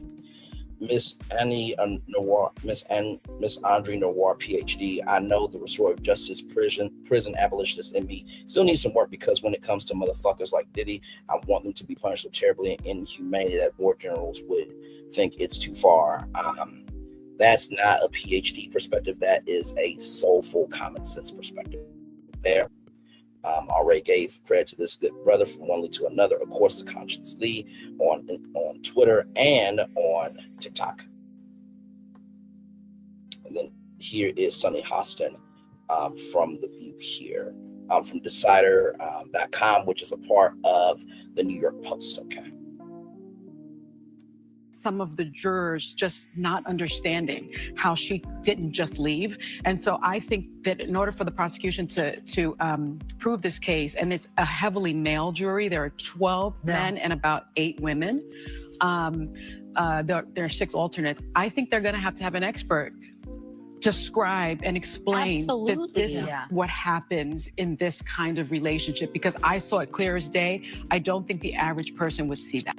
So like I said, I would believe Sonny Hostin over Jaguar Wright with any day that ends in Y, and that's every day. So now what I saw as a former sex crimes prosecutor is classic victim survivor sexual grooming, right? He started pushing her boundaries and trauma bonded. But in watching the jury, I also saw some of the jurors just not understanding how she didn't just leave. And so I think that in order for the prosecution to prove this case, and it's a heavily male jury, there are 12 men and about 8 women. There are 6 alternates. I think they're going to have an expert describe and explain that this is what happens in this kind of relationship, because I saw it clear as day. I don't think the average person would see that. that's from Decider.com, a part of the New York Post there. Freaky Diddly Diddler. This is from TikTok here. It's going to start automatically. Yep. And nasty you got to be to make someone immune to antibiotics. You infected fucker. She was in there popping them bitches like 1 a day vitamins every other day. Then you tried to off Kid Cudi. What Kid Cudi do? Man, they did nothing to you, freaky dicky diddler.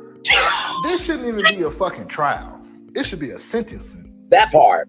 1,000 years plus eternity. That should be the least amount he should get. IV. Baby oil laced with drugs. Oh, Jesus. A basketball court with multiple twin-sized beds on it. What the fuck? Like I said, put that nigga on a spaceship, ship that nigga to the sun. One more time from this brother. Shout out to Jerry Chambers on TikTok. Jerry.Chambers2 on TikTok. One more time. You know how fucking nasty you gotta be to make someone immune that was sick as to fuck. antibiotics? You infected fucker. She was in there popping them bitches like 1 a day vitamins every other day. Then you tried to off Kid Cudi. What Kid Cudi do? Man, they did nothing to you, freaky dicky diddler. This shouldn't even be a fucking trial. It should be a sentencing. 1,000 years plus eternity. That should be the least amount he should get. IVs. Baby oil laced with drugs.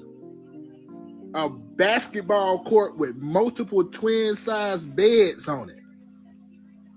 What the fuck? Like I said, put that nigga on a spaceship, ship that nigga to the sun. Shout out to Jerry.Chambers2 on TikTok there. Shout out to him. That was a good one. That was a good one. 21, celebrating Diddy's downfall.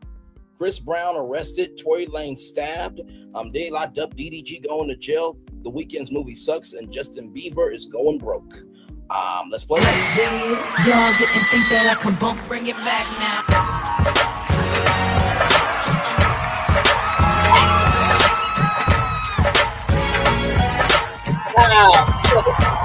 Ladies.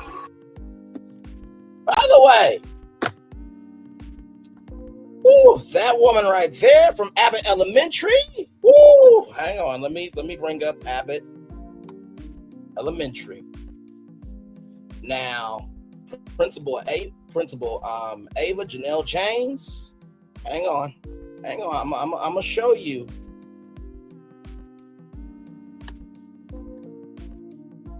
Now, there was a particular look that Principal Ava had. Now, I like that one. And, Principal Ava had some other looks now, okay? Now, this one right here, hang on. Let me show you. Hang on, child. Hang on. Now, first of all,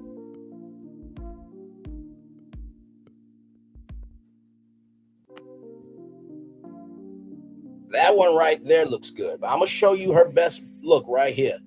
This one right here, when she was flirting with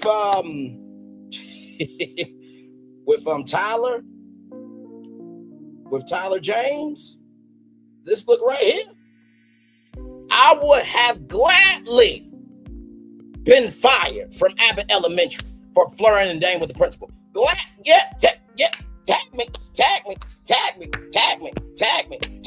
Tag me in. Thank you, Jesus. Praise be unto God. Mama said, Mama Sama Makusa. Okay, rolling on. Shout out to Mickey Oceans Jonas there on Twitter for that reaction. Listen, child. And finally, this one right here. Oh, that's the end. That's the end. Okay, y'all, listen, it's time for the Daily Motivator, everybody. What a show this evening. I gotta tell you. Let me get the Daily Motivator up for you all here. And then we will head on out. A great show for sure. Excuse me. Most people say that as you get old, you have to give things up.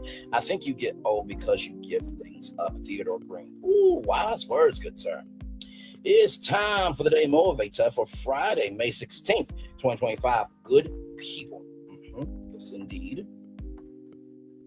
That's a black-owned brand. I'm just going to click that so I can look at that a little bit later. All right, back to the Daily Motivator here. It's time for the Daily Motivator, like I said, for Friday, May 16th, 2025. Good people. Treasure the good people in this world. They play a big part in much of what makes life worth living. The good people don't seek attention. Always say noise equals attention, sound equals to purpose. Noise equals attention, sound equals to purpose. Noise equals attention, sound equals to purpose. Stagnant princes and princesses can't compete with progressive kings and queens. Anybody can present to entertain you, but it takes somebody to be a gift to bless you. Rather, they seek truth, compassion, understanding, and connection. Good people are quick to encourage and slow to judge. They are not naive, but neither are they arrogant.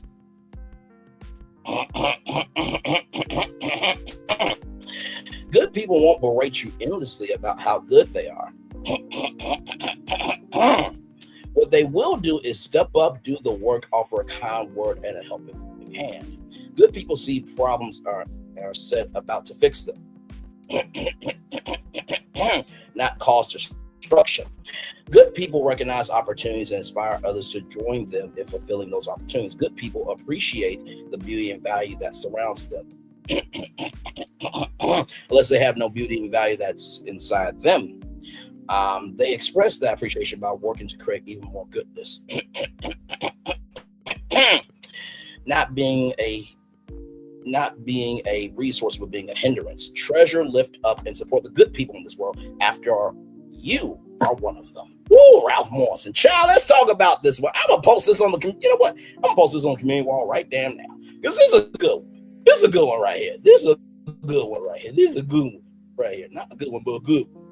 Yes, indeed. As I get that up, that was a powerful daily motivator. That was a powerful daily motivator. That was a powerful daily motivator. Give me a moment. I'm about to post that live right now. Because that was good. That was good. That was good. That was good.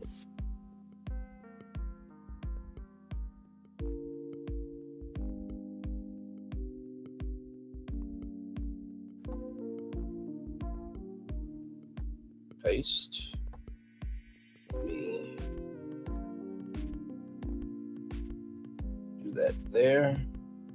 Of course, when I posted it, you gotta separate out all the sentences here.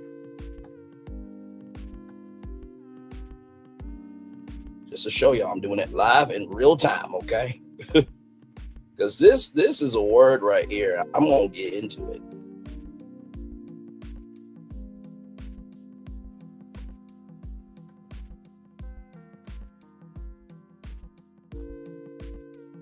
right here and post. There we go.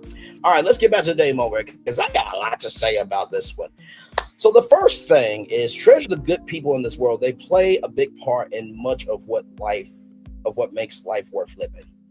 I have to tell you, I've said this before, there's a theory called cultivation theory. The more that you consume content and people, places, things, ideas, and just anything that you believe is worthy of your purpose becomes your point of view. And I will say this, the reason why good people hide is because bad people run amok. The reason why good people hide because bad people run amok. The reason why good people hide is because bad people run amok. But here's the gag. The bad people don't expect people who cause good trouble to fuck them up mentally and otherwise. So the first thing I will say about good people, recognize that good people, they have a consistency and a tenacity that always amplifies their destiny. And bad people who show a consistency and tenacity about talking about other people, about trying to hurt other people, it really is a reflection of who they are and the destiny that they're chasing as a piece of fucking shit. Okay? That's the first thing. Like I said, if it doesn't apply, let it fly. But if you let it fly, it must apply. Good people won't berate you endlessly about how good they are. What they will do is step up, do the work, offer a kind word, and helping hand. Let's look at the YouTube channel here, okay? Just keep it up, since that was a point in the Daily Mover, let's look at it. So let's look at all the content here. My Lord Jesus. Oh, original content, my Lord. There's a plus size beauty brand right there that I promoted. Talking about entrepreneurship there with Cinemark. Nickelodeon being on that. See what else. Talking about the Shannon Sharp lawsuit. Kenya Moore confessionals there. I mean, listen. Anonymous T shine her out when she was going through what she was going through. TikTok ban could be coming on Juneteenth. All of this original content, right?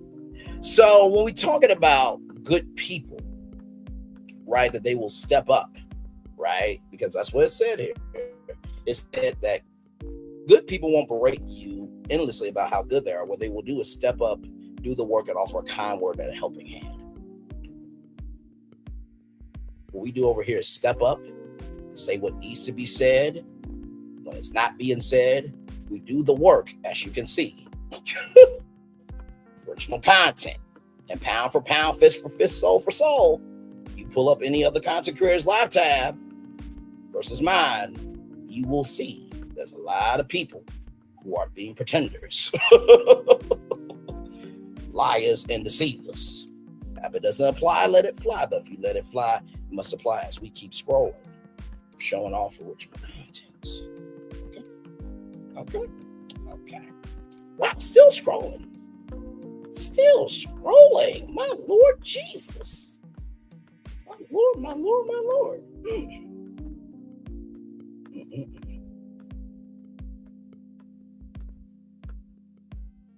That was fun covering the DNC. That was fun.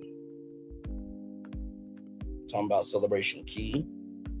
I mean, we've done so much on this channel. My Lord.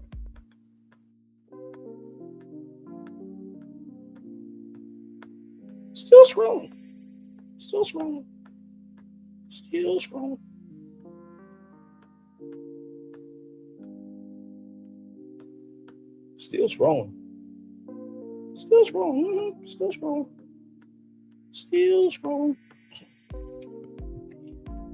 But yet people ask where the content is. Oh my God.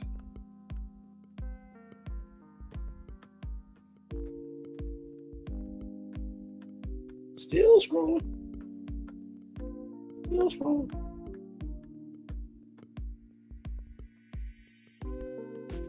Now let's scroll all the way back.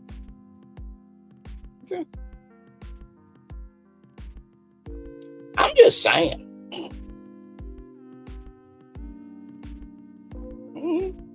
Still scrolling. Still scrolling. Still scrolling. Still scrolling. Still scrolling. Still scrolling. Still scrolling. Still scrolling.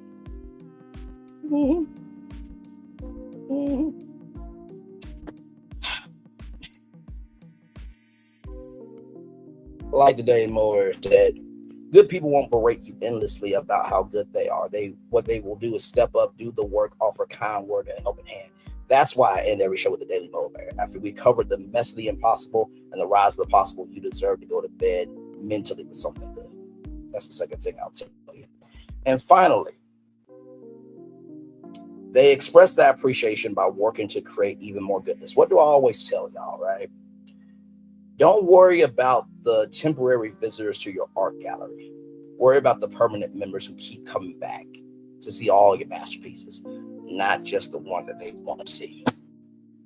And with that being said, it is time for the best outro on YouTube. Know what you do and do what you know. Never say you weren't born special, because you were always born a blessing. And trust, you may not be where you want to be, but at the end of it, you'll be where you need to be. Do what you've been chosen to do. Why is one thing to call yourself? It's another thing to be chosen. One love, much love, all love. I spend time with you.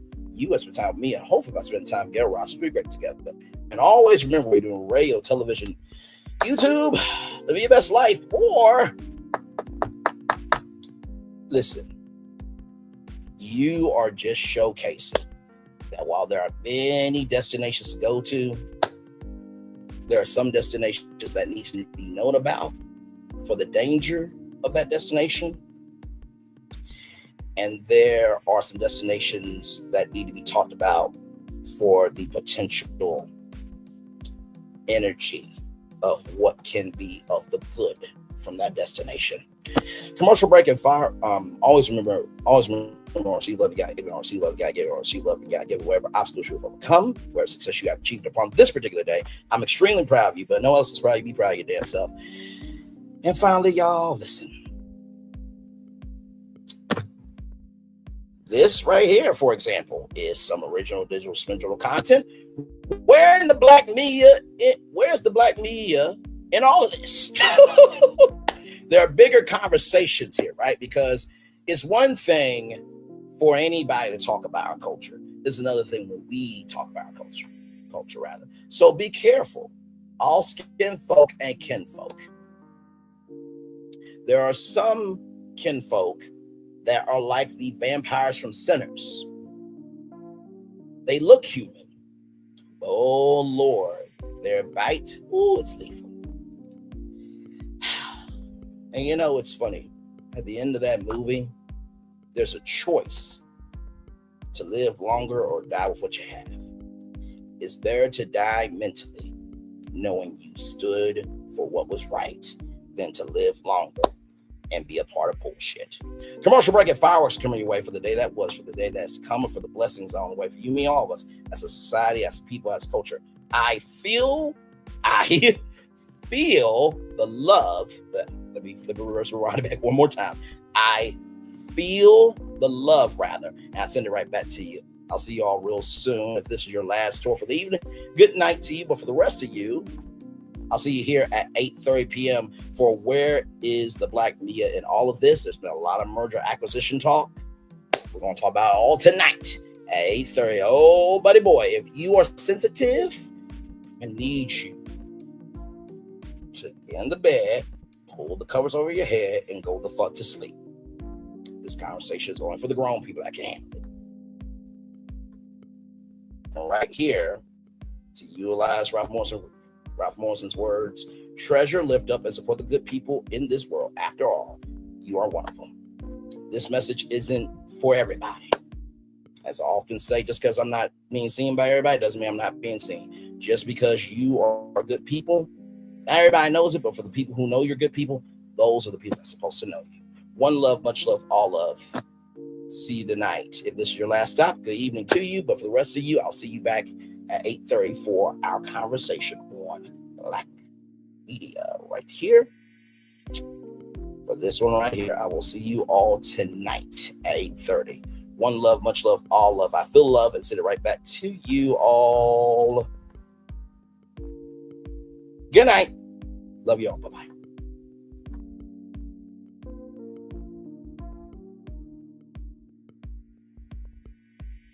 I thought I should tell you, they've been talking about you. Yeah, they've been talking about you. They've been talking about the fact that they've done everything they could to stop you and everything they could to block you, but you still win.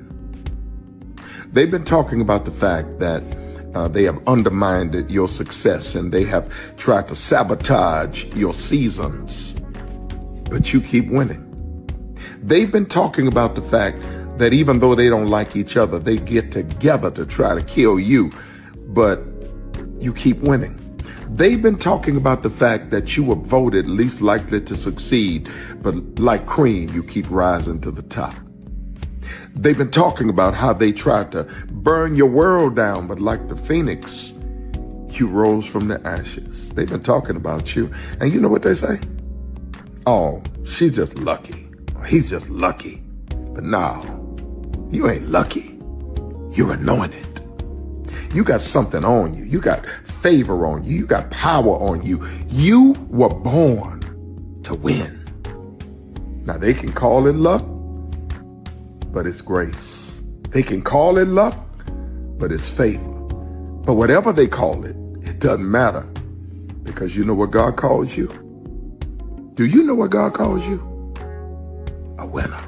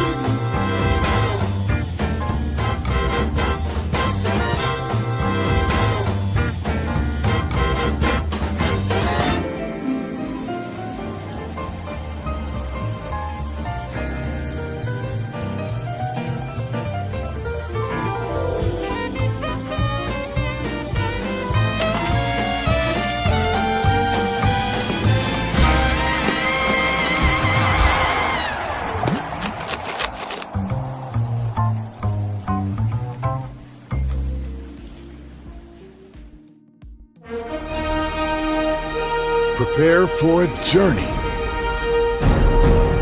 beyond imagination, beyond belief, beyond anything you've experienced before. Universal Epic Universe, a new theme park where you'll step through extraordinary portals to 5 immersive worlds. Prepare for a cosmic voyage of discovery, an isle of fire-breathing excitement, a shadowy world of monsters and mystery, new wonders in the wizarding world, and a new way to play.